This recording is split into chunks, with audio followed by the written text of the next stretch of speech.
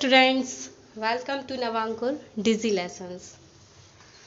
In our last video, we read chapter, poem 4, which name was The Lake Isle of Innisfree. क्या पढ़ा हमने पिछली video में? हमने पढ़ा The Lake Isle of Innisfree, poem 4, class 9th. तो आज हम पढ़ने जा रहे हैं इसके क्वेश्चन आंसर. तो देख लेते हैं. देखिए, फर्स्ट क्वेश्चन है what kind of place is Innisfree, think about it. पहले क्वेश्चन समझ लेते हैं कि जो इनिसफ्री है वह किस तरह का प्लेस है. जो इनिसफ्री है वह किस तरह का स्थान है, थिंक अबाउट, इसके बारे में सोचिए. अब देखिए, फर्स्ट है इसमें The 3 things the poet wants to do when he goes back there. हमें स्टैंजा 1 में से लिखना है कि आप 3 चीज़ें ऐसी बताइए जो वहाँ जाकर पोइट करना चाहता है. मतलब इनिसफ्री जाकर पोइट क्या क्या करना चाहता है, हमें 3 चीज़ें बतानी है. ठीक है, तो हम पहले क्वेश्चन फर्स्ट के फर्स्ट का आंसर देखते हैं. देखिए, Innisfree is a beautiful place where nature is in its frill swing. Innisfree जो है एक बहुत ही खूबसूरत स्थान है जहाँ पे प्रकृति बहती है.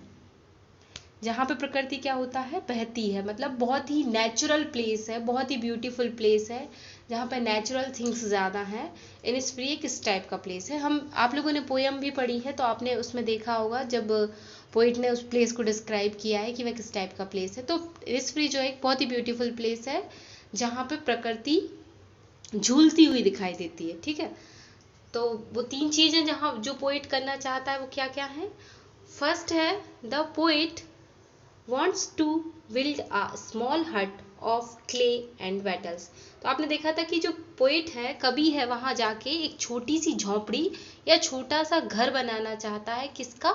मुड़ी हुई स्टिक्स का और मिट्टी का. ठीक है. एंड सेकंड थिंग क्या है? सेकंड थिंग है he will have a 9 bean rows. मतलब सेम फली की जो कतारें हैं वह उन्हें लेना चाहता है. और and a hive for the honey बीज, और मधुमक्खियों के छत्ते से वह मधु शहद लेना चाहता है. ठीक है, अब आप देख लेते हैं सेकंड क्वेश्चन क्या है. सेकंड है what he hears and sees there and its effect on him. वहाँ पे जाके वो क्या सुनता है, क्या देखता है और उसका इस पर क्या प्रभाव पड़ता है. मतलब कवि जो है ऐसी कौन सी चीज़ें देखता है, क्या सुनता है कि उन चीज़ों से वह बहुत ही प्रभावित होता है और किस तरह प्रभावित होता है, ये हमें बताना है स्टैंजा सेकंड से. He hears peace come dropping and the cricket sing. वो क्या सुनता है? वो सुनता है शांति जो कहाँ से आ रही है. जो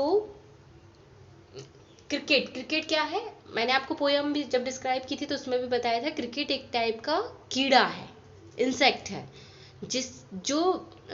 जब गाता, जिसकी आवाज़ एक लिरिकल म्यूजिक की तरह होती है. जो जब बोलता है तो ऐसा लगता है कोई सिंगिंग कर रहा है. तो वहाँ से क्या होता है, वहाँ से पोइट को शांति सुनाई देती है. मतलब कुछ चीज़ें ऐसी होती हैं, जैसे आप म्यूज़िक सुनते होगे, बहुत शांत म्यूज़िक सुनते होगे तो आपको सुकून मिलता होगा. इस तरीके से पीस का मतलब यहाँ पे वही है कि जो क्रिकेट है, जो झींगुर है, उसकी आवाज़ से जब उसे वो सुनता है तो पोइट को शांति महसूस होती है. हाँ, ये तो हो गई सुनने वाली बात. अब वो देखता क्या है? वो देखता है ही सीज, वो देखता है the midnight sign and the purple. जो आधी रात्रि है वह कैसी दिखाई देती है? उसको बैगनी रंग की दिखाई देती है. मतलब बैगनी शाइन है जिसमें वहाँ पे जो अर्धरात्रि होती है उसमें पर्पल कलर की शाइन होती है. पर्पल कलर की नहीं सॉरी, अर्धरात्रि जो है उसको चमकती हुई दिखाई देती है. और जो दोपहर है वह पर्पल कलर की जामुनी दोपहर दिखाई देती है. ठीक है. Evenings are full of linnets wings. और जो उसकी शाम है वह एक लिनेट, एक पक्षी होता है, उसके पंखों से भरी हुई दिखाई देती है. He feels happy and gets peace of mind. यही सब चीज़ें हैं जिनको वो देखकर और सुनकर उसके दिमाग में, उसके माइंड में शांति फील करता है और बहुत ही ज़्यादा खुश हो जाता है। नेक्स्ट क्वेश्चन देख लेते हैं हम। देखिए क्या है, what he here's in his hearts core even when he is far away from Innisfree. मतलब वह दिल की गहराइयों से क्या सुनता है, जब वो इनिस्फ्री जो प्लेस है उससे जब वो दूर भी रहता है तब भी वह दिल की गहराइयों से ऐसा क्या है जो उसे सुनाई देता है। किसको? पोएट को। तो आप देखिए क्या है, the poet hears the lake water lapping the shore with low sounds. वह क्या सुनता है? वह सुनता है झील के पानी की आवाज जो किनारों से टकराता हुआ धीमी धीमी आवाज में गिरता है। यह सब क्या है, जब वह इनिस्फ्री में नहीं भी होता है, जो जिस प्लेस के वह वर्णन कर रहा है वह वहाँ पे नहीं भी होता है, तब भी वह उस पानी को सुन सकता है। कौन सा पानी? झील का पानी जो उसके किनारों से टकराता हुआ धीमी आवाज में गिरता है। चलिए नेक्स्ट देख लेते हैं। Why, how you may have concluded that Innisfree is a simple natural place। मतलब आप इस निष्कर्ष पर कैसे पहुंच सकते हैं कि इनिस्फ्री एक जो है वह साधारण नेचुरल यानी प्राकृतिक जगह है, फुल ऑफ ब्यूटी, खूबसूरती से भरा हुआ और एंड पीस और शांति से भरा हुआ है। How does the poet contrast it with where he now stands. और वह उसका विरोध भी कैसे करता है जब वह वहां खड़ा होता है। ठीक है, रीड स्टैंजा थर्ड। हमें स्टैंजा थर्ड को देखकर इसका आंसर देना है। तो आप देखिए, the natural beauty of Innisfree is used explain in contrast with the roads and pavements in city. अब देखिए, हाँ, जो हमारा पोइट है वह कहाँ पर खड़ा होकर उसकी ब्यूटी के बारे में सोचता है? वह फुटपाथ और रोड पर खड़े होकर उस ब्यूटी के बारे में सोचता है। तो वह फुटपाथ और जब रोड्स के पे खड़ा होकर सोचता है और किस नेचुरल ब्यूटी के बारे में सोचता है, तो ये दोनों अलग थिंग्स हैं। मतलब रोड पर खड़े होकर पीस के बारे में सोचना, इट इज अ कंट्राडिक्शन। ठीक है, तो यही बताया गया है, the natural beauty of Innisfree is used and explained in contrast. मतलब जो उसकी सुंदरता, इनिस्फ्री की सुंदरता जो बताई गई है, जो समझाई गई है, वो कहाँ पे समझाई गई है? शहर के फुटपाथ और रोड्स पर। The pavement is of grey colour which symbolizes decay and death. जो पेवमेंट है, जो फुटपाथ होता है, वह कैसे कलर का होता है? ग्रे कलर का होता है, जो कि अशांति एंड डेथ, फुटपाथ पर एक्सीडेंट्स होते हैं, जो किसका प्रतीक है? डेथ और अशांति का प्रतीक है। तो ये हो गया कंट्राडिक्शन। हम किसकी बात कर रहे हैं? हम नेचुरल ब्यूटी की बात कर रहे हैं जहाँ पे बहुत ज़्यादा शांति है, और जो पेवमेंट है वह डिके एंड डेथ का सिंबलाइज करता है। चलिए next. Do you think Innisfree is only a place और स्टेट ऑफ माइंड। क्या आप सोचते हो कि इनिस्फ्री ही एक ऐसी जगह है जहाँ पे हमारा दिमाग स्थिर रहता है? Does the poet actually miss the place of his boyhood days. क्या कभी वास्तव में उसकी बचपन की जगह को मिस करता है? तो चलिए देख लेते हैं। The natural beauty of Innisfree is not the creation of the poets fancy. जो इनिस्फ्री की जो प्राकृतिक सुंदरता है वह कवि की कल्पना नहीं है, है ना। फैंसी मतलब काल्पनिक नहीं है। मतलब जो इनिस्फ्री जो जगह है, पोएट क्या करता है, जब भी पोयम लिखता है कुछ कल्पनाओं से भरी हुई लिखता है, लेकिन ये जो पोयम है यह कल्पनाओं से भरी हुई नहीं है, उसने एक रियल प्लेस की बात की है। तो वह it is a real place, वह एक वास्तविक जगह है। That gives solace to the frustrated souls. मतलब जो तनाव से भरी हुई आत्माओं को शांति प्रदान करता है।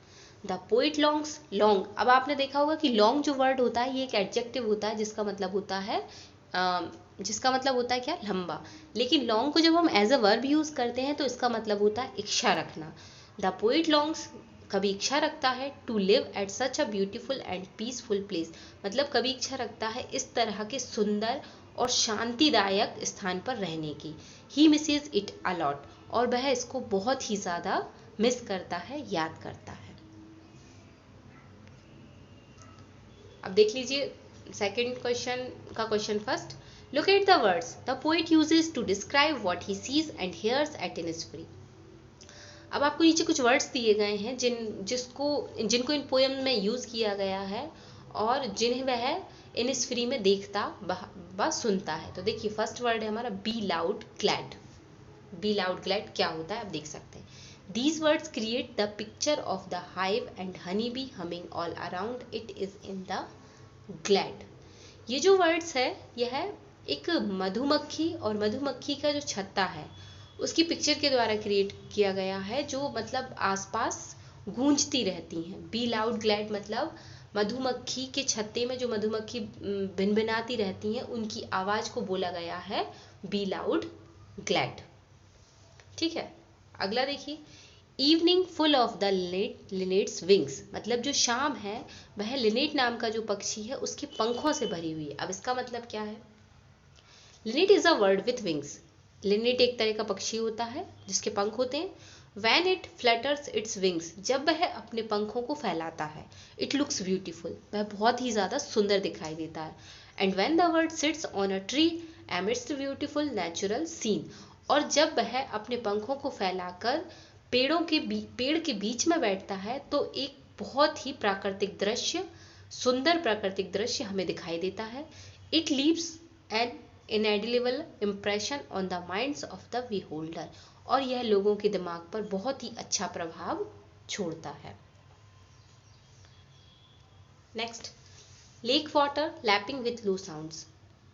अब देखिए क्या है लेक वाटर, मतलब जो पानी, झील का पानी है वह टकराता हुआ जा रहा है धीमी धीमी आवाज में।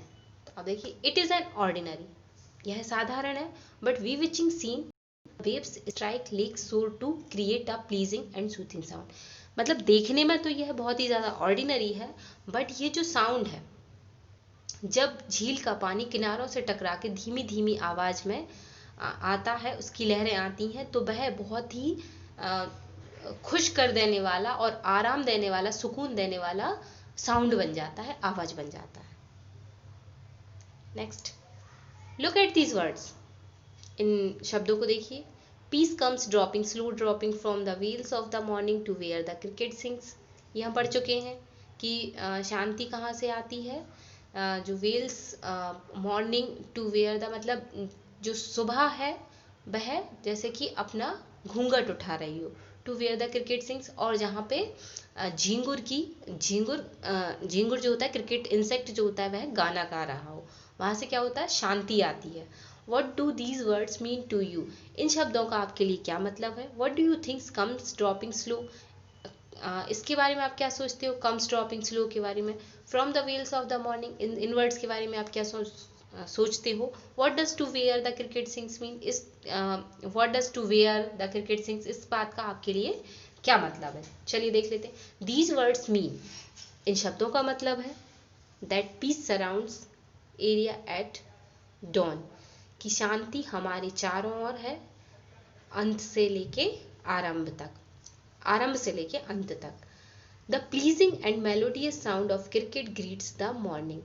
हाँ देखिए जब दिन की शुरुआत होती है मॉर्निंग से, तो क्या होता है, जो झिंगुर की आवाज होती है वह हमारा ग्रीट्स करना, मतलब गुड मॉर्निंग, ये होती हैं ग्रीटिंग्स, मतलब किसी का अभिवादन करना। तो मॉर्निंग में क्या होता है, क्रिकेट का जो मधुर और खुशनुमा साउंड होता है वह हमें अभिवादन करता है। It adds sweetness to serenity of the place, और यह उस प्लेस की सुंदरता में और भी ज्यादा मधुरता को भर देता है। आई होप आपको क्वेश्चन आंसर का एक्सप्लेनेशन समझ में आया होगा। चलिए मिलते हैं नेक्स्ट वीडियो में जब हम लेसन 5 पढ़ेंगे, चैप्टर 5 पढ़ेंगे। ठीक है, stay safe, stay home, thank you, keep learning.